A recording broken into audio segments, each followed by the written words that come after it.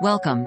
Today we're reading the chapter The Goose-Girl of the novel Grimm's Fairy Tales. Now, sit tight and let's get into it. The king of a great land died, and left his queen to take care of their only child.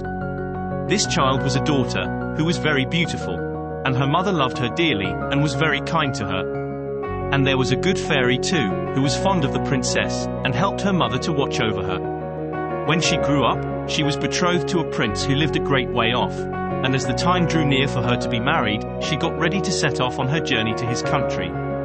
Then the queen, her mother, packed up a great many costly things, jewels, and gold, and silver, trinkets, fine dresses, and in short everything that became a royal bride. And she gave her a waiting maid to ride with her, and give her into the bridegroom's hands, and each had a horse for the journey. Now the princess's horse was the fairy's gift, and it was called Falada, and could speak. When the time came for them to set out, the fairy went into her bedchamber, and took a little knife, and cut off a lock of her hair, and gave it to the princess, and said, "Take care of it, dear child, for it is a charm that may be of use to you on the road." Then they all took a sorrowful leave of the princess, and she put the lock of hair into her bosom, got upon her horse, and set off on her journey to her bridegroom's kingdom. One day, as they were riding along by a brook, the princess began to feel very thirsty, and she said to her maid, "Pray get down, and fetch me some water in my golden cup out of yonder brook, for I want to drink." "Nay," said the maid, "if you are thirsty, get off yourself, and stoop down by the water and drink. I shall not be your waiting maid any longer." Then she was so thirsty that she got down, and knelt over the little brook, and drank, for she was frightened, and dared not bring out her golden cup, and she wept and said, "Alas!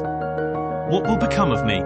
And the lock answered her, and said, but the princess was very gentle and meek, so she said nothing to her maid's ill behavior, but got upon her horse again. Then all rode farther on their journey, till the day grew so warm, and the sun so scorching, that the bride began to feel very thirsty again, and at last, when they came to a river, she forgot her maid's rude speech, and said, "Pray get down, and fetch me some water to drink in my golden cup."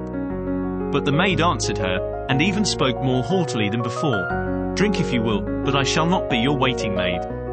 Then the princess was so thirsty that she got off her horse, and lay down, and held her head over the running stream, and cried and said, "What will become of me?" And the lock of hair answered her again. And as she leaned down to drink, the lock of hair fell from her bosom, and floated away with the water. Now she was so frightened that she did not see it, but her maid saw it, and was very glad, for she knew the charm. And she saw that the poor bride would be in her power, now that she had lost the hair. So when the bride had done drinking, and would have got upon Falada again, the maid said, "I shall ride upon Falada, and you may have my horse instead."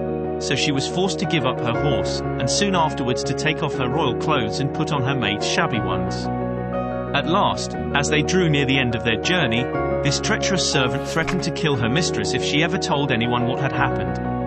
But Falada saw it all, and marked it well. Then the waiting maid got upon Falada, and the real bride rode upon the other horse. And they went on in this way till at last they came to the royal court. There was great joy at their coming, and the prince flew to meet them, and lifted the maid from her horse, thinking she was the one who was to be his wife. And she was led upstairs to the royal chamber, but the true princess was told to stay in the court below. Now the old king happened just then to have nothing else to do, so he amused himself by sitting at his kitchen window, looking at what was going on, and he saw her in the courtyard. As she looked very pretty, and too delicate for a waiting maid, he went up into the royal chamber to ask the bride who it was she had brought with her, that was thus left standing in the court below. "I brought her with me for the sake of her company on the road," said she. "Pray give the girl some work to do, that she may not be idle." The old king could not for some time think of any work for her to do, but at last he said, "I have a lad who takes care of my geese, she may go and help him." Now the name of this lad, that the real bride was to help in watching the king's geese, was Curdken. But the false bride said to the prince, "Dear husband, pray do me one piece of kindness." "That I will," said the prince. "Then tell one of your slaughterers to cut off the head of the horse I rode upon, for it was very unruly, and plagued me sadly on the road." But the truth was, she was very much afraid lest Falada should some day or other speak, and tell all she had done to the princess. She carried her point, and the faithful Falada was killed. But when the true princess heard of it, she wept, and begged the man to nail up Falada's head against a large dark gate of the city, through which she had to pass every morning and evening, that there she might still see him sometimes. Then the slaughterer said he would do as she wished, and cut off the head, and nailed it up under the dark gate. Early the next morning, as she and Curdken went out through the gate, she said sorrowfully, "And the head answered." Then they went out of the city, and drove the geese on.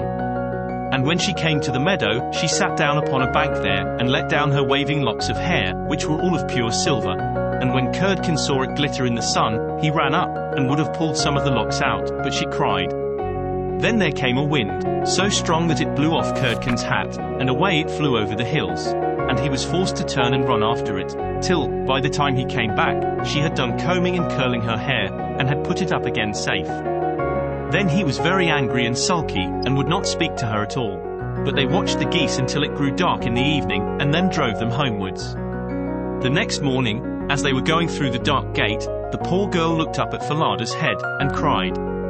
And the head answered. Then she drove on the geese, and sat down again in the meadow, and began to comb out her hair as before. And Curdken ran up to her, and wanted to take hold of it, but she cried out quickly.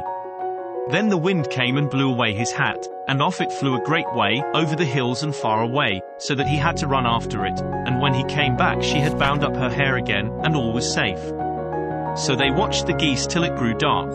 In the evening, after they came home, Curdken went to the old king, and said, "I cannot have that strange girl to help me to keep the geese any longer." "Why?" said the king.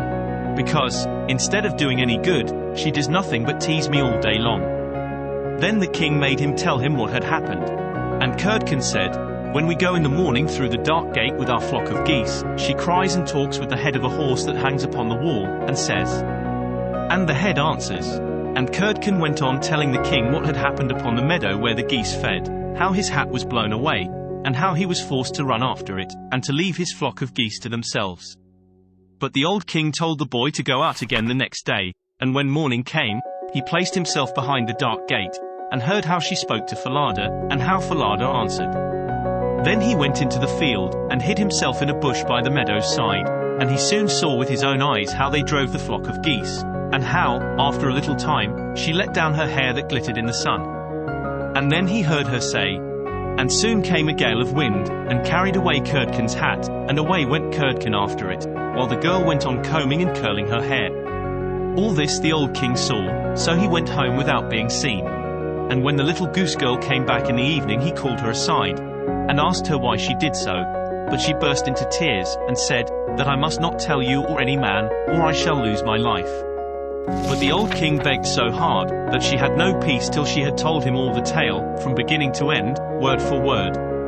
And it was very lucky for her that she did so, for when she had done, the king ordered royal clothes to be put upon her, and gazed on her with wonder, she was so beautiful. Then he called his son and told him that he had only a false bride, for that she was merely a waiting maid, while the true bride stood by. And the young king rejoiced when he saw her beauty, and heard how meek and patient she had been, and without saying anything to the false bride, the king ordered a great feast to be got ready for all his court. The bridegroom sat at the top, with the false princess on one side, and the true one on the other. But nobody knew her again, for her beauty was quite dazzling to their eyes, and she did not seem at all like the little goose girl, now that she had her brilliant dress on. When they had eaten and drank, and were very merry, the old king said he would tell them a tale. So he began, and told all the story of the princess, as if it was one that he had once heard, and he asked the true waiting maid what she thought ought to be done to anyone who would behave thus. "Nothing better," said this false bride, "than that she should be thrown into a cask stuck round with sharp nails, and that 2 white horses should be put to it, and should drag it from street to street till she was dead." "Thou art she," said the old king, "and as thou hast judged thyself, so shall it be done to thee." And the young king was then married to his true wife, and they reigned over the kingdom in peace and happiness all their lives. And the good fairy came to see them, and restored the faithful Falada to life again. Did you enjoy today's chapter of Grimm's Fairy Tales? Why not subscribe and ring the bell?